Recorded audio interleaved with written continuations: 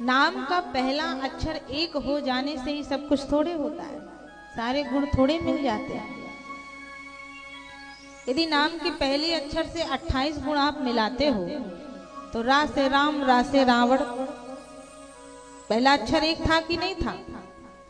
रा से राम, रा से रावण, दोनों का पहला अक्षर एक था, लेकिन दोनों की प्रकृति में कितना अंतर था, बहुत अंतर था। इसलिए नाम से मतलब नहीं होता है, उसका एक व्यक्तिगत जीवन अलग होता है, उसका एक व्यक्तित्व तो अलग होता है। तो जरा सावधानी से समझिएगा, ना से नारायण, फिर ना से नर और फिर ना से निशाचर, तीनों की राशि एक है, लेकिन तीनों की प्रकृति में कितना अंतर होता है, बहुत अंतर होता है। तो सबसे ऊपर कौन है? नारायण, फिर बाद में नर और सबसे नीचे है निशाचर। मैं संकेत क्या करना चाहती हूँ, सावधानी से सुनना तभी समझ में आएगा। ऊपर है नारायण और नीचे है निशाचर, बीच में है नर यानी मनुष्य।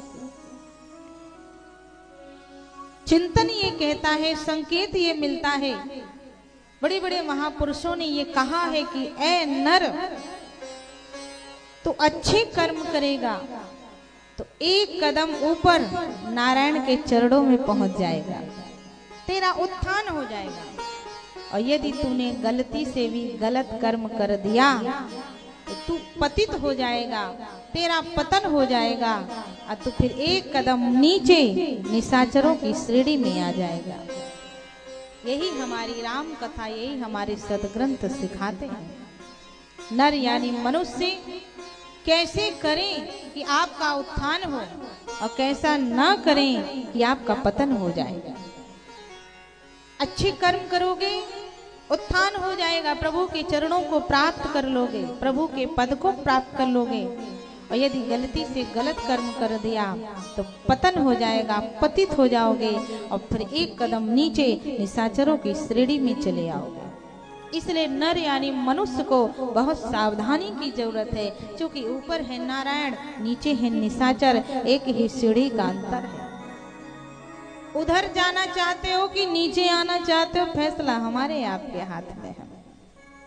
सदैव जीवन में दो रास्ते आते हैं, सत्य के असत्य के, धर्म के अधर्म के, नीति के अनीति के। आप जाना किधर चाहते हो? आप जिधर जाना चाहते हो आप जाओगे, और जैसे रास्ते का चयन आप करो